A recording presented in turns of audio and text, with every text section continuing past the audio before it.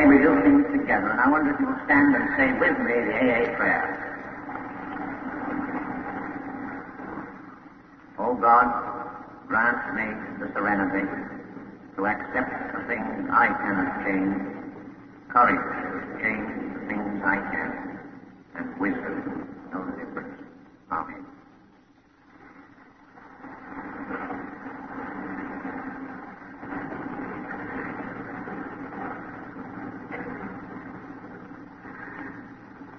I merely want to say how much I personally appreciate the tremendous help that Cleveland AAs, Akron AAs have been to the committee that tried to pin this conference together.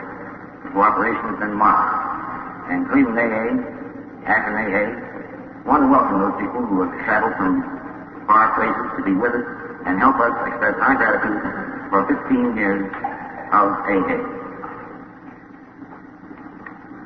I think of nothing that I might add to that, and I will introduce one of our co-founders, Dr. Bob.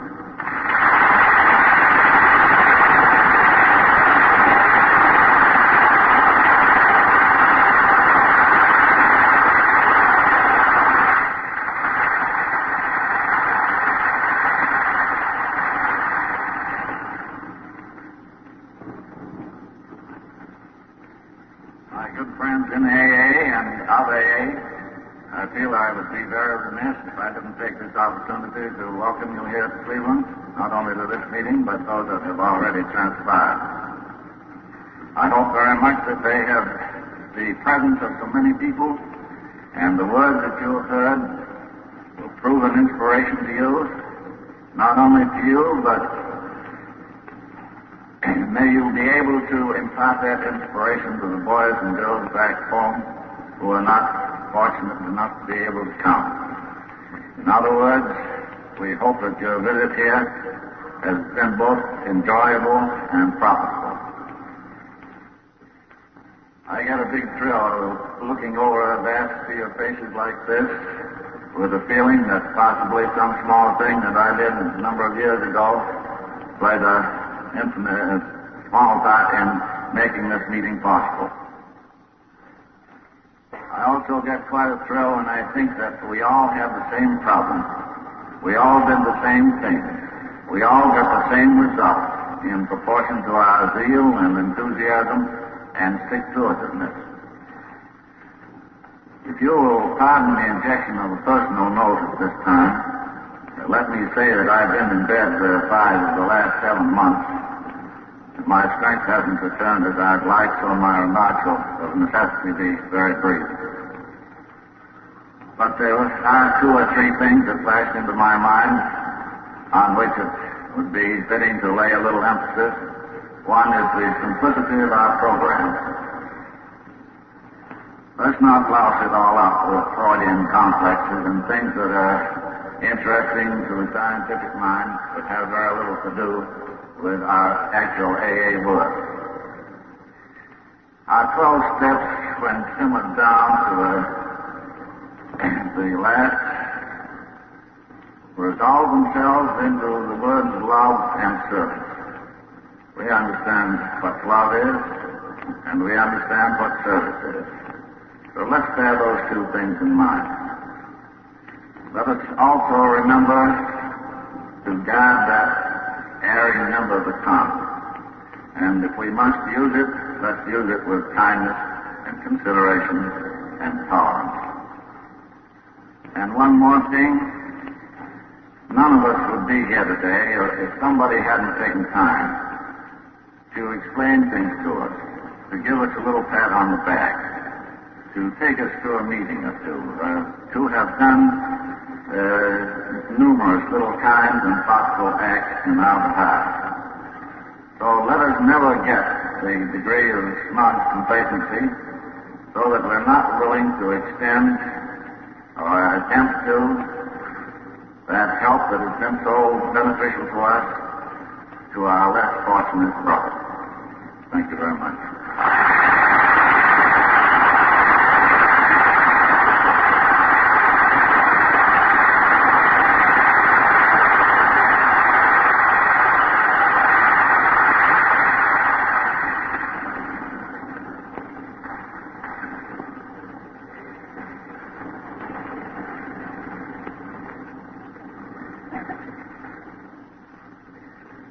I'm sure that we here in Cleveland, and those of us who enjoyed the privilege of being associated with Doc through all of these years, will appreciate that he spoke from experience when he spoke of having the talent, being not only willing but eager to help we alcoholics.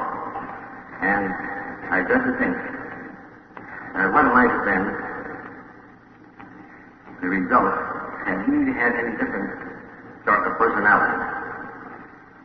I know that he may be embarrassed when I say that he has, in the last 15 years, worked with 4,000 or 5,000 people that were hospitalized, in addition to the thousands he's spoken to at meetings and in private conversations, all having the time necessary to do that work. AA has been the result of the joining together of two experiences. One, doctrine, and the other, Bill, whose privilege it is mine to introduce.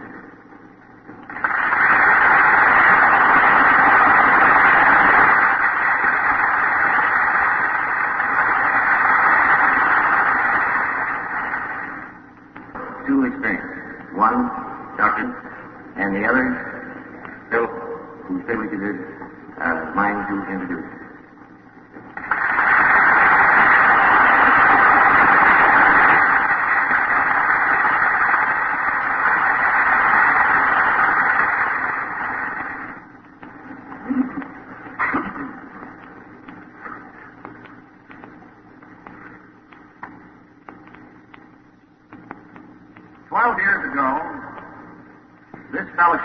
Commenced with a pair of books.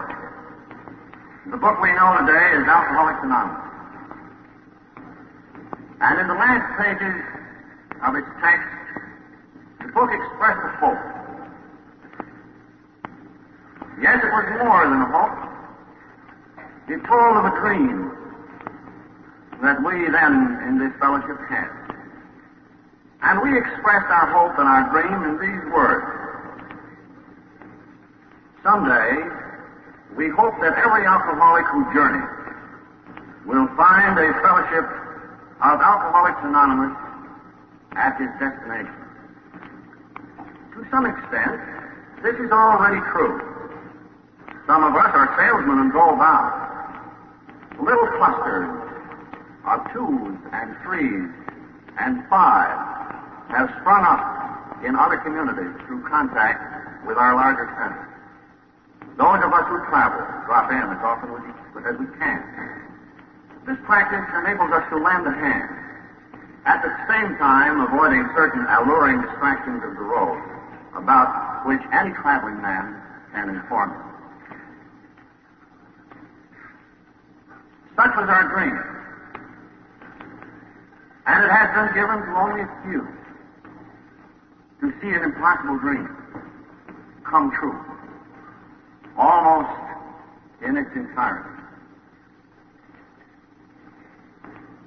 One wonders what could be added to what we have already seen and felt and heard in these last 2 or 3 days. The song of this assembly is gratitude, and we rejoice in our world unity, now spread into some 34 countries and reflected back upon us here. We rejoice that AA is still simple and more deeply meaningful than ever. Yes, this is a time for gratitude, a time for rejoicing. It may be, too, a time of happy reminiscence, when we can think back a little upon the days of our birth, our childhood, and our adolescence. It may be a time when we can think together once more about those principles upon which we resolved yesterday, which may bind us together in unity for so long as God shall need us. First, let's think about the things for which we are grateful. Of course, we are grateful and find no words to express it to the Father of light, who presides over us all, who has outpoured his grace upon us and has made this salvation possible.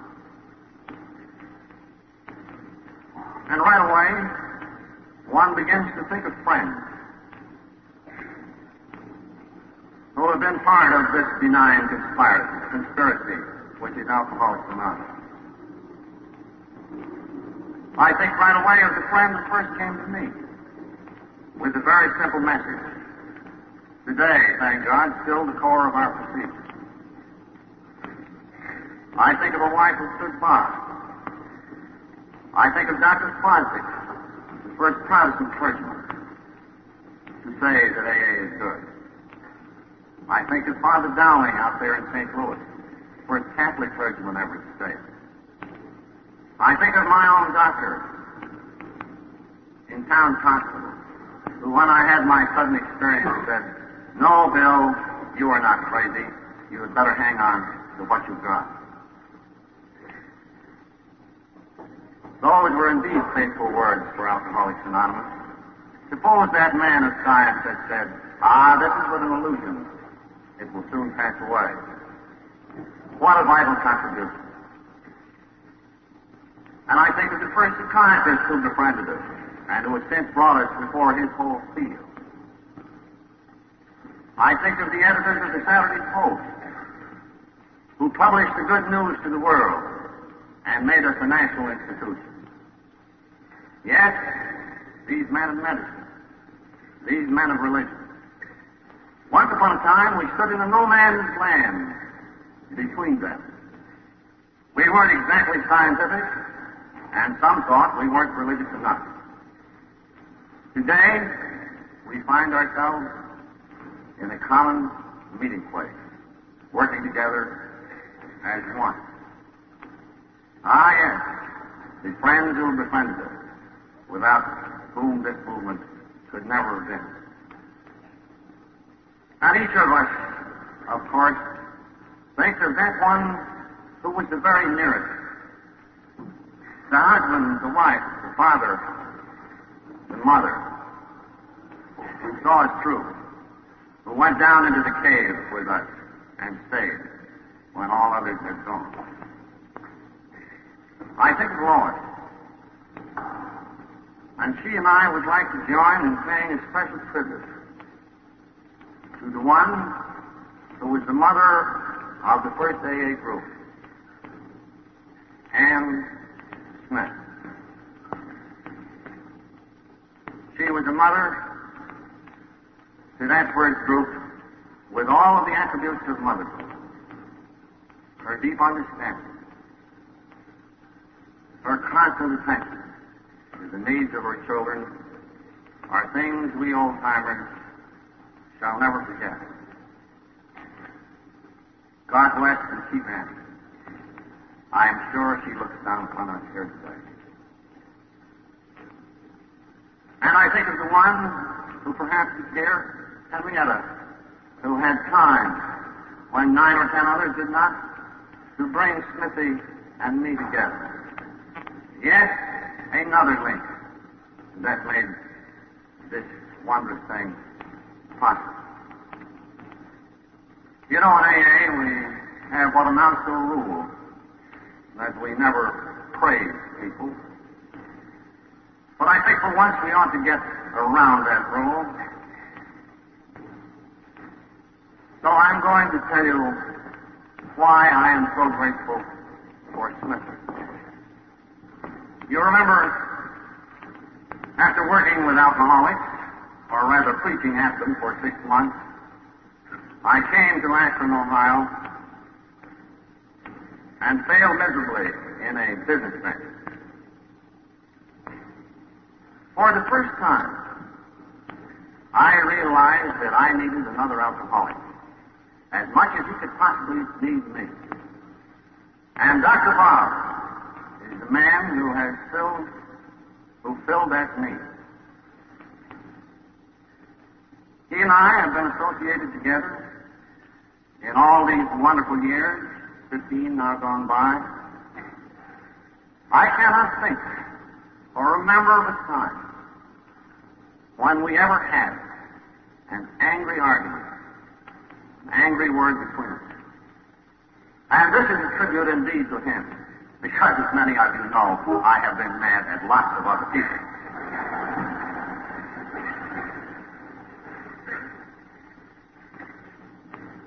On Tuesday afternoon, Bob and I made our pilgrimage, and I mean it when I say that, to Henrietta's house.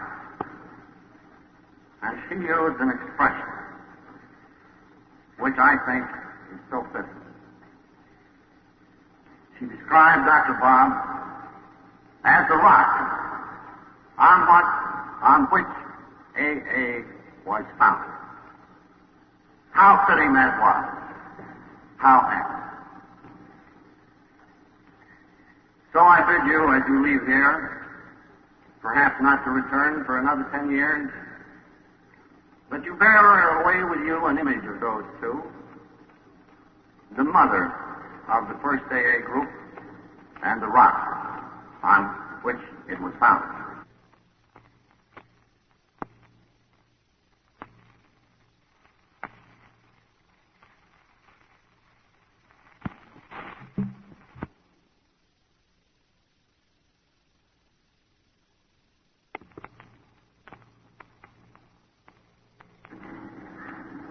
You know, people are apt to say nowadays, in genuine concern, that AA is very different than it used to be.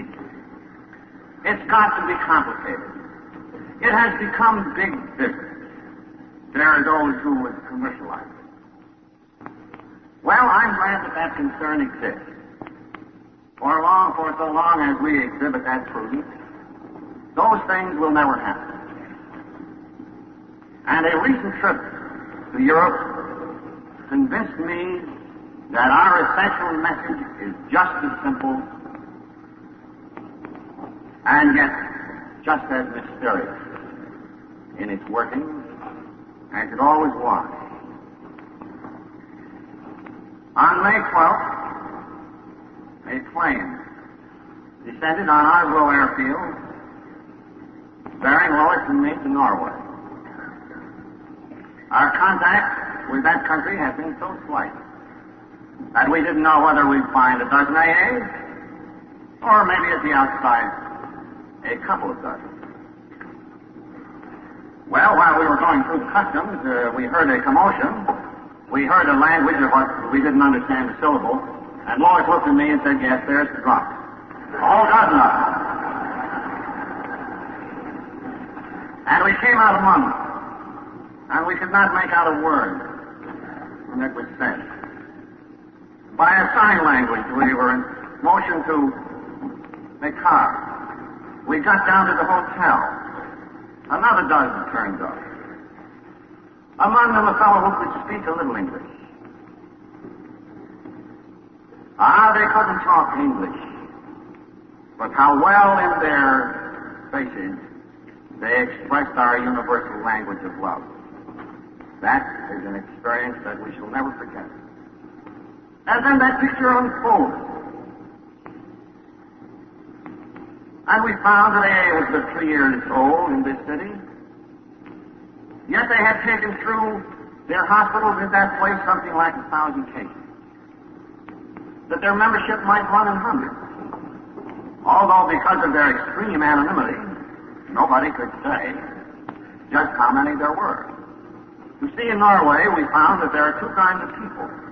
Because of the tremendous stigma, you have the kind of people who dare come to meetings, and you have the kind, the vast majority, who dare not.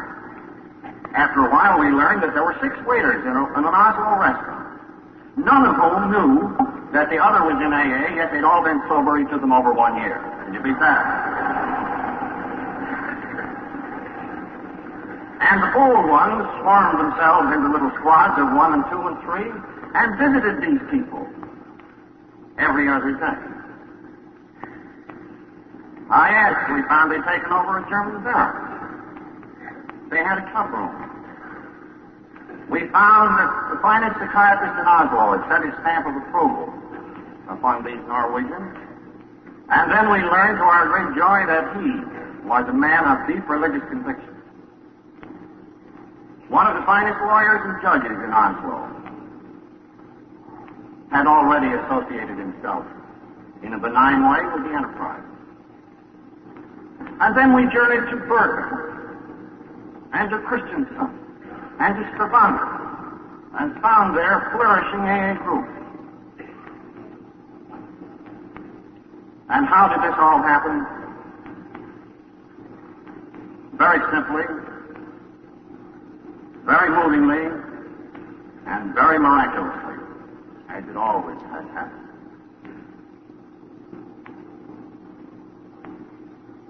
Five years ago, at Greenwich, Connecticut, a Norwegian American who had been drunk for 20 years sobered up by contact with that group. He commenced to write to the old country, telling the family what had happened, and sending along a little money which he could ill spare as an earnest of it. Presently, he got a letter back saying that his brother was in this same terrible situation. What could be done about it? Well, the man from Greenwich talked it over with his wife,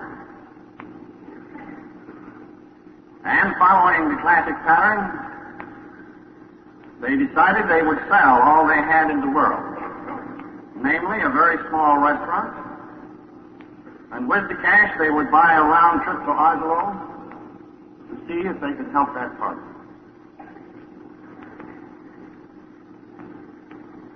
So like Lois and me, 3 years before, they came down at Oslo Airport. Some of the family, but not the alcoholics, were there to meet them. And that was all. With great vigor and enthusiasm, they laid our message before this suffering drunk. It turned out he was a typesetter on one of the papers. Why, he said, I'm no alcoholic. Where have we heard that before? He said, I'll have no part of any salvation business like this. Where have we heard that before? And he wouldn't have any salvation. Well, they visited him out at his home. They played 5 cents a den out on the fjord, opposite where the Norwegians sunk that great German battleship. But to no avail. So then the man from Greenwich said, well, there is going to be an AA group in this town. So he sent out and he visited all his clergymen. And they praised him for his enterprise, but they gave him no drops to work on. Apparently they didn't know any. And he visited some doctors, and there was no result. So the man who had sold all he had felt it was now time to turn around and go home and start over. At that very moment, his recalcitrant brother pitched a drunk that was a honey. It was the winged angel to end them all, as indeed it did. And in the agony of his hangover, the printer called to his brother, the man from Greenwich, and he said, say, tell me once more about this thing, the anonymous alcoholic. And the man from Greenwich said, well, it's very wonderful, but it's very simple. I just admitted that I could no longer control my drinking, that it controlled me. I got honest with myself as I have never got honest with it before. I quit this business of living alone and taught myself out for somebody else. I went to the people who I'd harmed, and I made amends.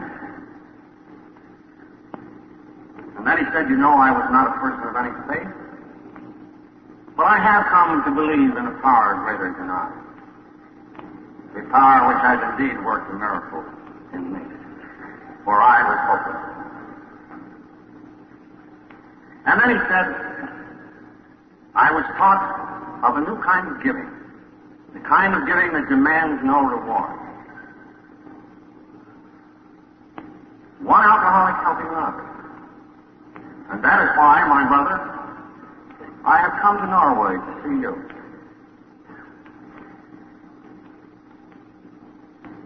That was the entire message of the man who had come from Greenwich to Oslo, the man who had sold all he had in the world to do it. Before he left, he took a little pamphlet, printed, of course, in English by the White Plains Group, and he made a longhand translation into Norwegian, which he had begun to forget. And he left that translation with the printer. And that was the beginning of AA in Oslo. The printer hasn't had a drink to this day. The printer inserted ads in the Oslo paper saying he was a recovered alcoholic who wished to help others without cost to them. The ads ran for weeks. Because of the stigma, nobody responded. And finally, as he was about to give up, he got one reply. It came from a florist who with his wife ran a little sidewalk shop, the kind you see in Oslo. The florist was a Grencasen thief. He heard the story. He read this translation of the 12 steps. He went to work on other alcoholics, and he had not had a drink to this day. And they put more ads in the paper. And they grew very, very slowly. And then they came in contact with this doctor. Where we find these wonderful friends, I don't know. Who, though a psychiatrist, was, as I said, a man of deep religious conviction, who instantly saw the implications of what went on. And that's how AA got to Oslo. Does that sound like big business? Does that sound like over-organization? Isn't that utterly simple? Yet mysterious in its working indeed? Yes. And I think if we will look around us anywhere in AA where new people are receiving this message, they will see the same thing reenacted. And of course all the Irishmen here will want to know how it got to Ireland.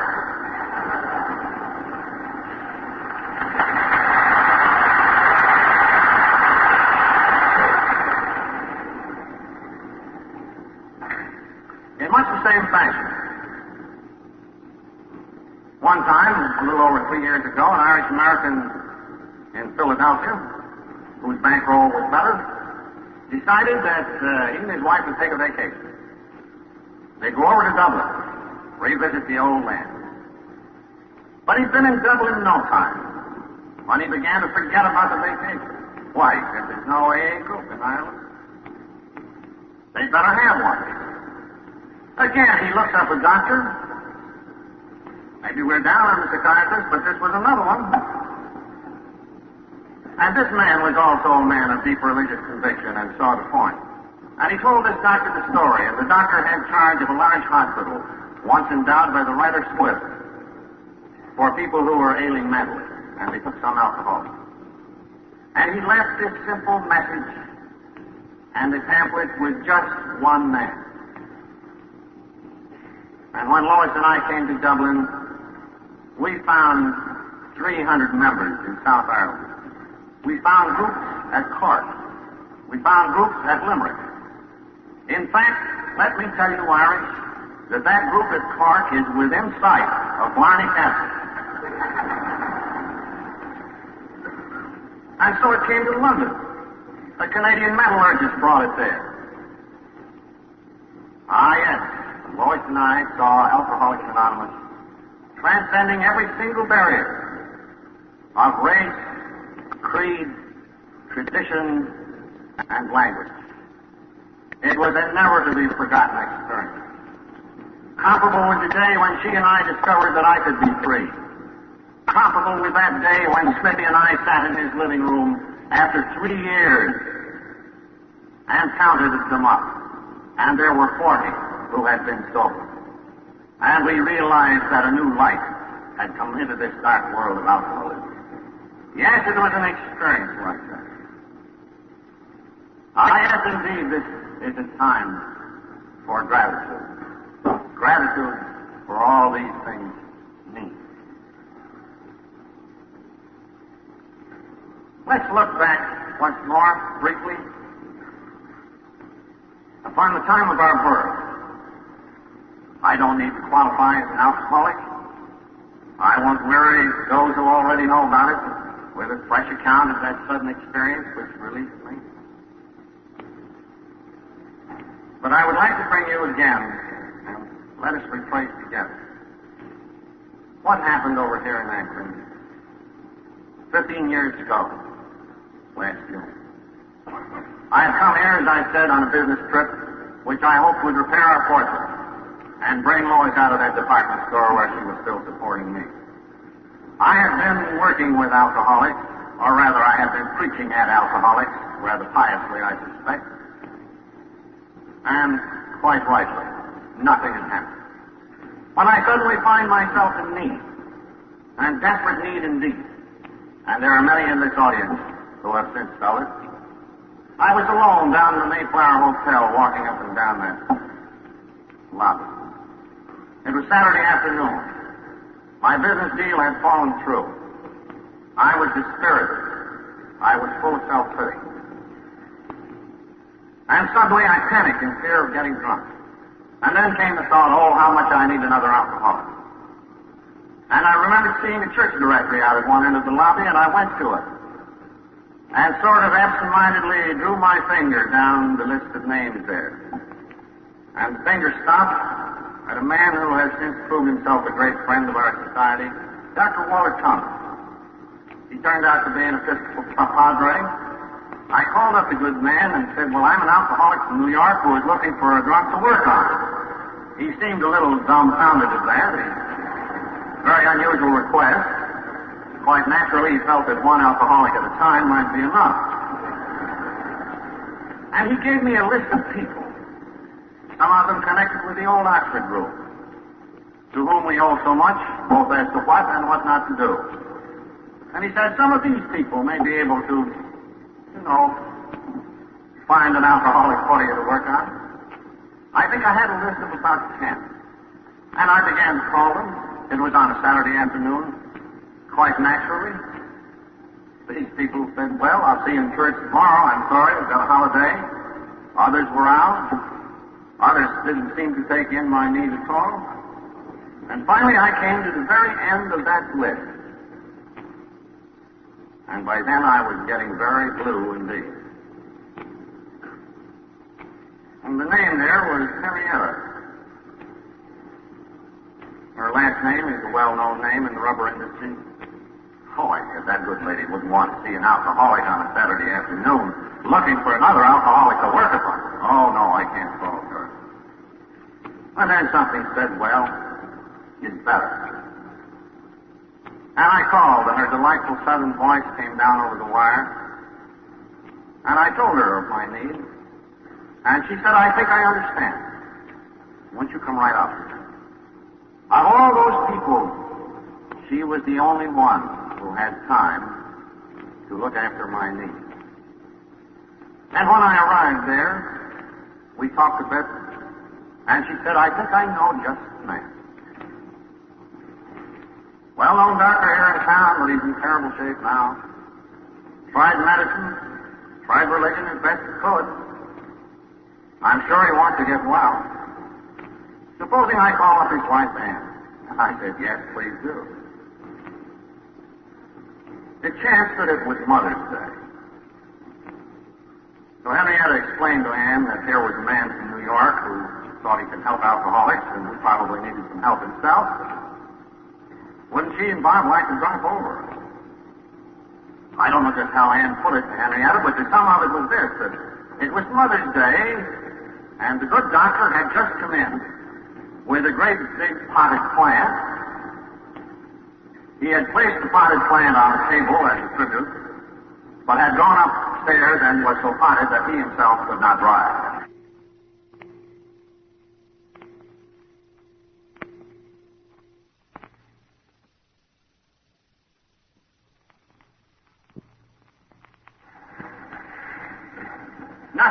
and Henrietta said, would you come tomorrow? Oh, yes. How I would.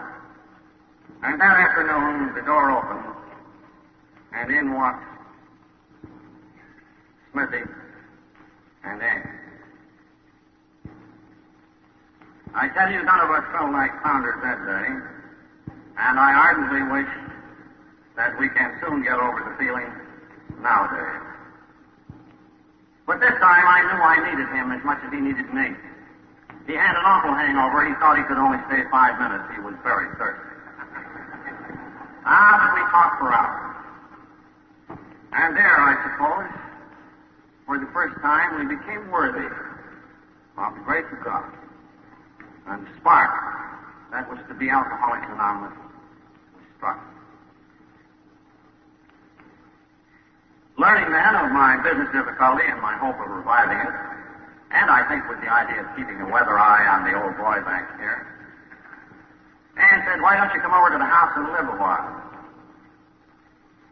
So when I got over there, it wasn't long before Smithy looked at me rather quizzically, and he said, don't you think it's about time we did some work on some drugs? Just as a matter of self-protection. Well, maybe you've got something there, I said. Said, I'll call up the Akron City Hospital. I'll talk to the head nurse down in the receiving. And soon he was telling her that, along with a man from New York, he thought they had a new cure for alcoholism. He blushed a little, and I since learned the nurse said to him, well, doctor, why don't you try it yourself?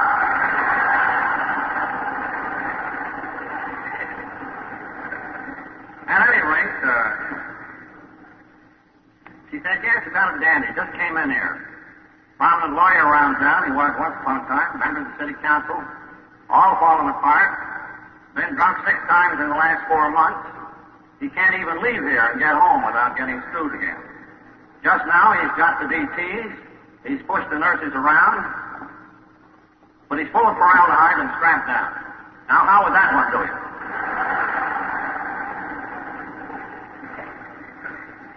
So the next day, or the day thereafter, Dr. Bob looked out of sight, which tens of thousands of us have since seen.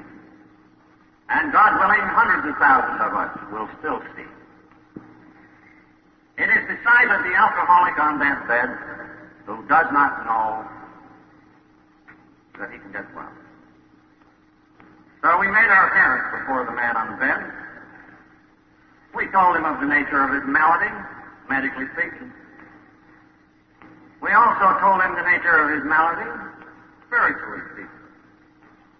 And he repeated the very simple, self-same formula, whose transport to Oslo I just described. Just like that, nothing more. But the man on the bed shook his head and said, no, I'm too far gone. He said, you fellas know what you're talking about. He said, you've been through the mill all right, but you're not so bad as I am. I don't dare go out again. I was drunk every time I went out of here on the way home. I'm afraid it's too late for the like of me. And he said, you know, I'm a man who has faith in God. But very obviously, God hasn't any faith in me. Well, he said, may we come back tomorrow? Oh, yes, he said, I'd like to talk with you some more, although I don't think it's much use. Well, on the morrow we came again. As we entered the room, the man's wife was sitting at the foot of his bed, looking at him and saying, why not? How you would change. What has got into you? And he turned to us and he said, there they are. They are the people who understand. And then he went on to relate how during the night his hopelessness had changed to hope. How perhaps he too might be released from his trouble. And then as he resolved to practice our simple precepts and abandon himself to God, something more than hope came, which has now swelled into a mighty assurance. So the man on the bed sat up, and he said, please fetch me my clothes. We're going to get up and go out of here. So AA number 3 rose from his bed, and he walked out of there. And he hasn't had a drink to this day.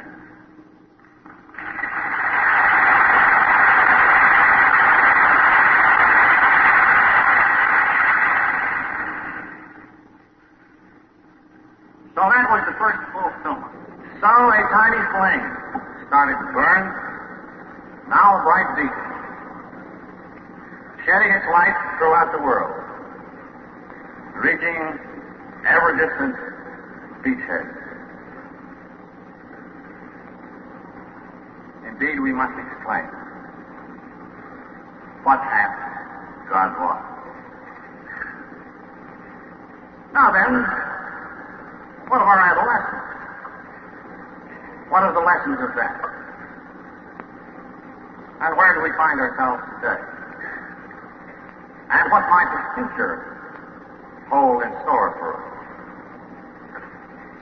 So well do I remember the day in Smithy's living room when we knew that this thing was working. And we said to ourselves, we must call a meeting here in Akron to see what we shall do. It has taken 3 years of hard work to produce 40 recoveries. Within gunshot of us, men and women are dying. How shall we let them know? Well, I, being a businessman, a promoter, immediately began to think in terms of big money and big organizations. And I said to myself, well, don't we need hospitals? These hospitals don't like drugs. We should have our own chain of hospitals, and they can produce all the money we need. Look at the money these dry out joints make. And then, since it has taken such a long time to bring about these few recoveries, shouldn't each of us get subsidized and become missionaries temporarily and go out to other cities and start these centers? And then Smithy and I reflected, well, certainly we ought to make a record of this, some kind of a pamphlet or book in which we could set down our experience and how this thing has worked so far. Well, I'll never forget that evening when fateful decisions were taken in T. Henry Williams' living room. T. Henry was no drunk, but what a friend he was. There must have been some 18 of us present. I went on enthusiastically about these great plans, and I saw the faces of my fellows fall. And they began to say to me, Bill, if we bring money into this thing, it's going to spoil it. If we hire people to do this thing, it's going to professionalize it.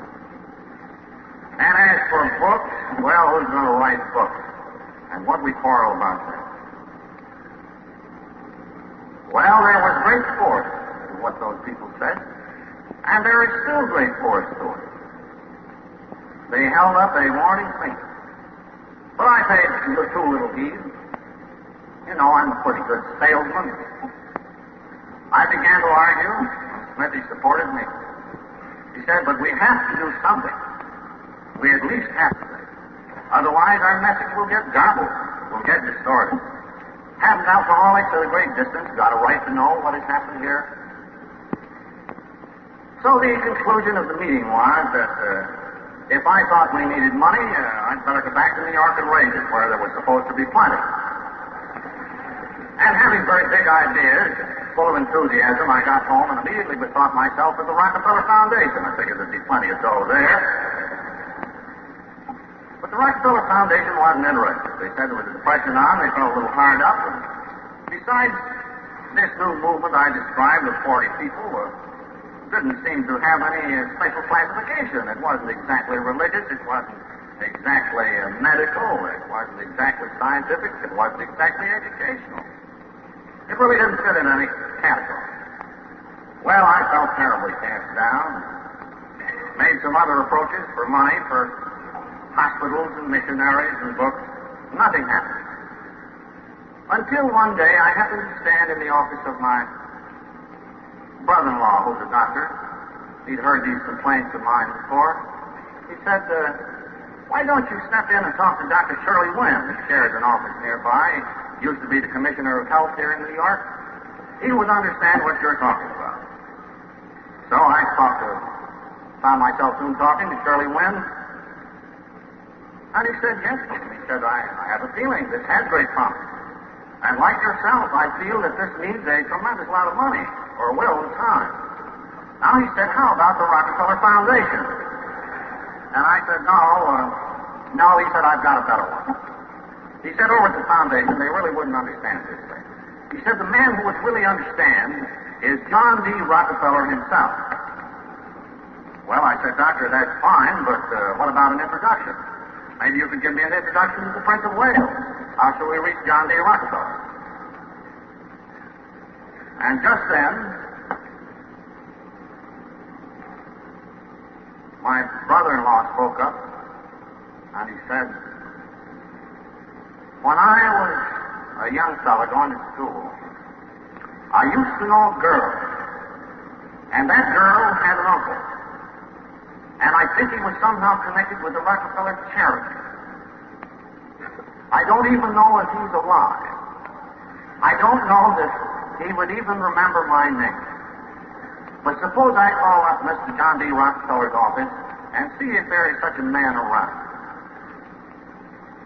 So he made a simple call on the phone to Mr. John D.'s personal office. The voice of Mr. W.S. Richardson, one of the greatest friends this society will ever have, came on the wire. He said to my brother-in-law, where have you been, Leonard, all these years? I'm so glad to hear from you. Unlike me, my brother-in-law is a man of very few words. So he said quite abruptly, well, Mr. Richardson, I have a relative here who thinks he can do something for alcoholics. We'd like to tell you the story. May we come over? And said the old man, why, surely. He said, walk right over. So we soon find ourselves going up 56 stories, walked into Mr. John D.'s private office, and there sat dear old man Richardson. He listened attentively to the story, then 3 years old. He said, yes. He said, I'm deeply interested. I have some friends around here who I think might be interested. Shan't we have a meeting? Oh, what a sigh of relief I breathed. I said, my Lord, now the big money is really in sight. And the old man said to me, he said, I'll be glad to tell Junior about this, meaning Mr. John D., Jr. He said, won't you have lunch with me? Well, I felt that for a promoter, I was really doing very well. So I had lunch with him. In the fall of 1937, there was a little meeting. Some of the alcoholics from Akron came. I think it was one from Cleveland. Some of the New Yorkers. And Mr. Richardson and several of Mr. Rockefeller's friends and associates met in John D.'s personal boardroom. And I thought to myself, now, folks, our money troubles are over. Well, each of us told our story. That's all there was to it. The same simple story. And then Mr. Scott, chairman at the Riverside Church, spoke up and he said, well, what is your need? And with becoming reluctance, I let him know that it's money. And he said, but aren't you afraid that you will professionalize this thing? Isn't this purely a work of goodwill? We admitted that it was, but we said also we certainly have to have at least a book of some kind. We have to have at least a little money. And the salesman present convinced these gentlemen that we ought to have some money. And one of them came out to Akron, where Smithy was a little harder up at the moment, and where the first group had started, and where there was a typical community situation. He came out to Akron and went over AA with a fine-tooth comb. Of course, we still didn't have the name AA. He came back and he made a report to Mr. Rockefeller that we ought to have $50,000 right at once, just as a starter. Open a rest home in Akron. We'd put Smithy in as a doctor. That would be just a pilot plan, a model for the others. And naturally, there'd be plenty of money for book publishing, and we might probably get a few missionaries. Well, as I have often observed, AA has many, many founders. Time after time, the finger of Providence has laid its hand on a person who has altered the whole course of this movement. And just now, the hand of Providence was touching Mr. John D. Rockefeller. He looked at that report, and he said to his friend Dick, "Dick, aren't you afraid that the money will spoil this? Aren't you afraid of professionalizing it?" He said, "I'll put a little bit, a few dollars in the Riverside Church treasury that you can draw on to help these two men out. But," he said, "don't come back and ask me for any more." He said, "We mustn't spoil this thing with money." On what a slender thread our destiny held. Mr. Rockefeller has since said, has told me, that from the beginning this work engaged his every interest. Nothing more affecting has ever crossed his life. And he, who has made a life work of giving away money, that he should say, for once, this time, I won't give.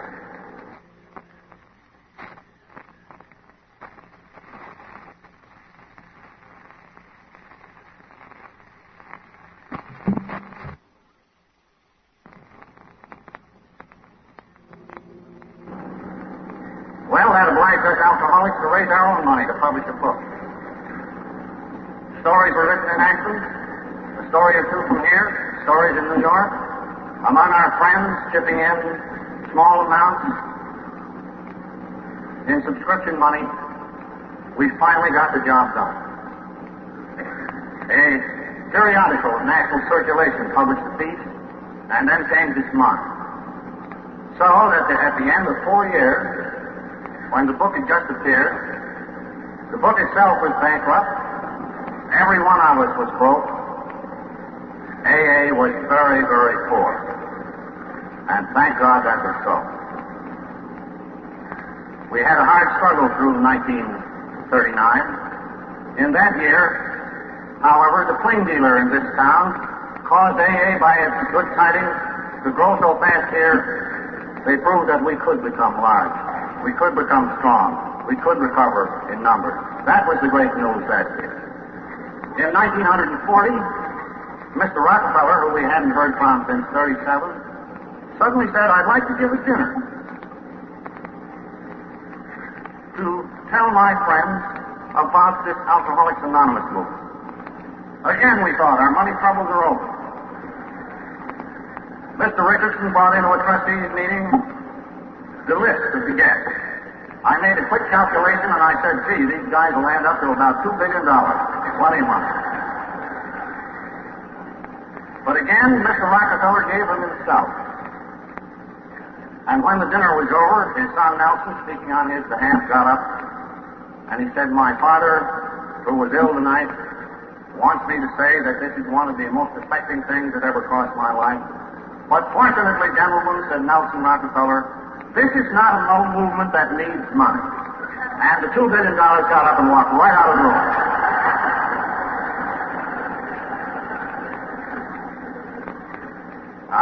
So our destiny has been affected through money.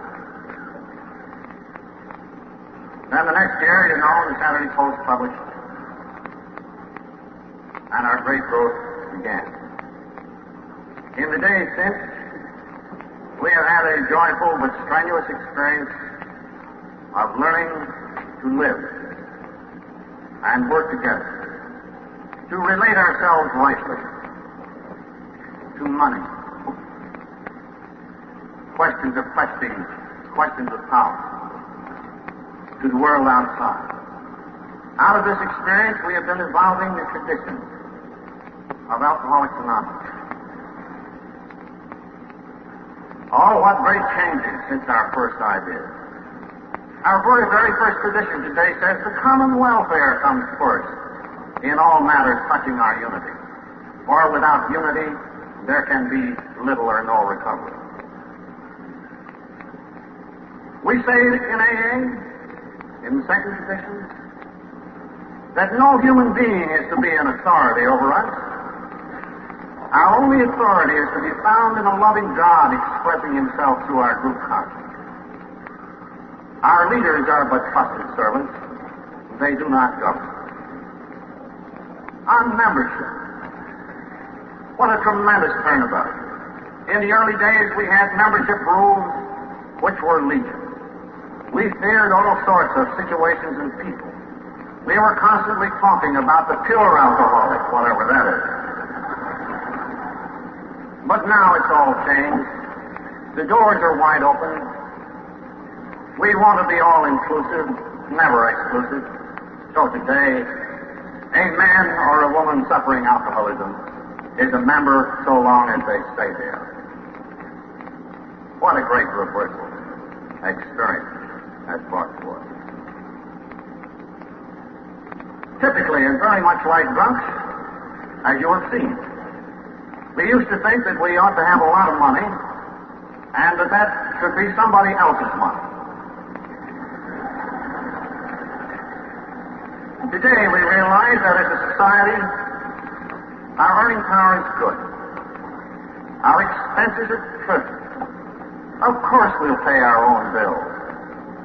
For once, we shall be givers to the community and not takers. There was a time when I used to toy with the idea of running Alcoholics Anonymous from down in New York. It was a very pleasant thought until I learned better. But today, every AA group can manage its affairs as it likes, provided they don't seriously interfere with the general welfare of others. Oh, how different that all is. Even our original foundation was chartered to educate and to research, to do all sorts of things, I remember, except lobby for prohibition. But now that's all changed. We know that this society of ours has but one single purpose, and that is to carry the message face to face to the other alcoholics. We cannot lend, finance, endorse other projects.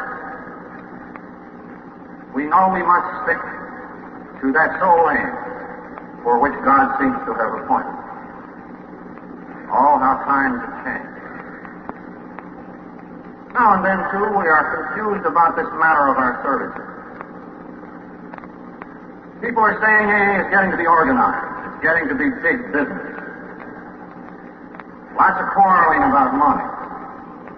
Yes, there is a lot of quarreling about money, but why should there be? Here in the city of Cleveland, maybe 4,000 alcoholics and their families living within 10 miles of this hall. The big business consists in passing a hat in meeting places to pay the heat and light of the meeting. The big expense, which runs all the time, is that of 2 workers in a little bit of an office. No. That is very important business, but it is not big business. Down in New York, here is a movement of 100,000 people. We have exactly 5 alcoholics employed down there. Not as missionaries either.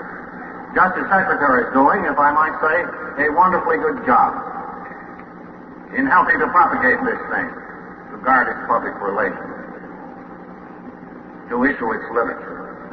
Out in the back room, we've got another dozen people who ship books, who keep track of the accounts, who type the letters. Is that big business for a fellowship of 100,000 people? No, not big business, but very important business. We realize then that these services, organized as they are, do not represent an organization of the AA movement. They are merely a few chores which have to be done in order to keep our record straight with the world outside, to issue our literature, and to facilitate good 12-step work. Services of that kind are mostly carried on for the benefit of the million who still don't know. We think we owe them that much.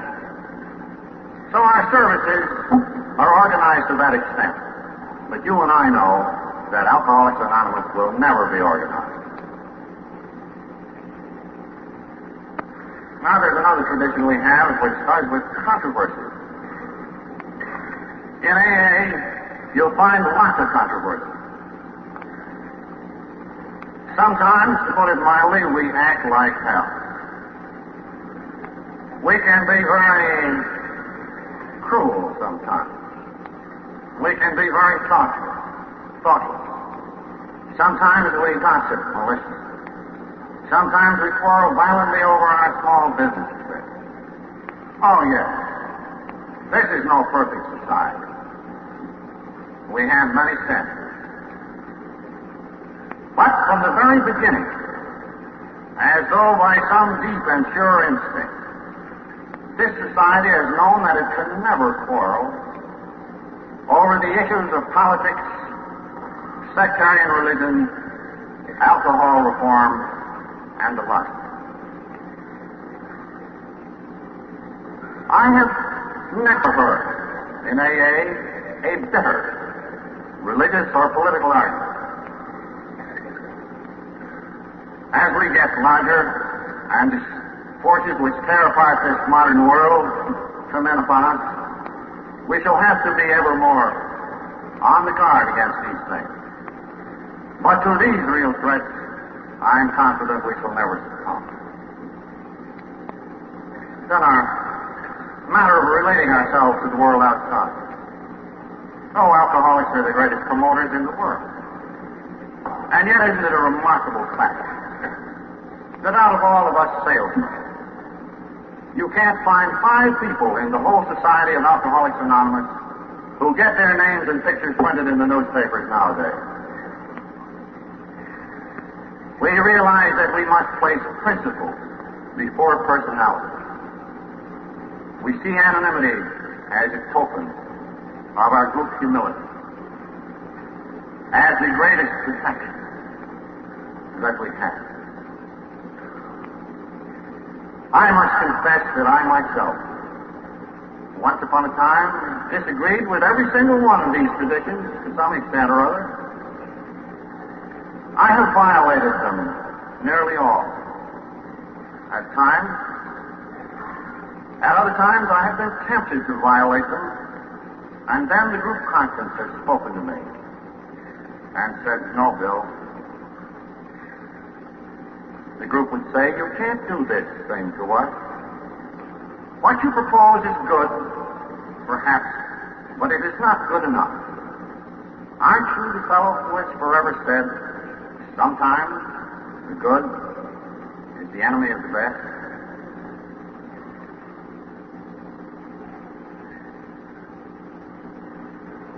I think one of the great things that's happened in AA is our changed attitude towards trouble. In the first place, though some might think this a success story, it really isn't. We deeply realize that this is not our success. This is God's success. We see a new use for trouble and problem. This whole meeting, to be sure, has been a time of great joy.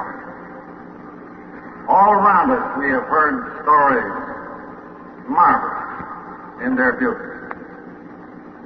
One success is followed upon another, economic and whatnot. But life in AA isn't always like that. At the table last night, where I happened to sit, I guess we drew by lot for places to sit or something of the sort. It was a good idea. A man sat there and in no self-pity at all told how his wife was suffering that strange, dire disease, multiple sclerosis, a creeping paralysis. And how in our simple principles she had found a new relief. And how now she was getting somewhat on her feet. Another told how when his son was killed in action, he had gone at once to an AA meeting, feeling that that's where he belonged. And in the midst of our joy, this assembly has had one great sorrow. One of our members, a great worker in Iowa, made the journey here to see Alcoholics Anonymous come of age. And today that we confirmed the tradition, he passed on of a heart attack here in the Cleveland Hotel. And coming out of the tradition meeting, I met his widow. There she was, at an AA meeting. And she looked at me, and she smiled just a little, and she said, "You know, I think he'd want it that way." No, we are coming to regard trouble in a very different light. When it comes, we say to ourselves, how can we accept it? How can we deal with it? Or if God gives us the grace to demonstrate, then this trouble may be a lesson for us. I'm sure all of us are deeply affected by this lay that's draped there. Here in America, some of us think lays are rather silly, but this one wasn't. It is a token of their participation in what is perhaps a very historic home, sent from an island in the distant Pacific, a token of affection, of appreciation, sent by those who will never come to any AA convention or even any AA meeting off their island, for that lay was sent to us by the alcoholic lepers of a colony near Hawaii. Ah, yes, God has been great and good to us. May we always be worthy of His trust. And some days the need for our society may pass. And when it has met that need, and if we are worthy of it, I hope God may look down upon us and say, "Well done, good and faithful servant." Perhaps there is no better way at this time of parting for me to conclude than to read to you the last brief paragraph written in Alcoholics Anonymous 12 years ago. Abandon yourself to God as you understand God. Admit your faults to Him and to your fellows. Clear away the wreckage of your past. Give freely of what you find and join us. We shall be with you in the fellowship of the Spirit, and you will surely meet some of us as you trudge the road of happy destiny. May God bless you and keep you until then.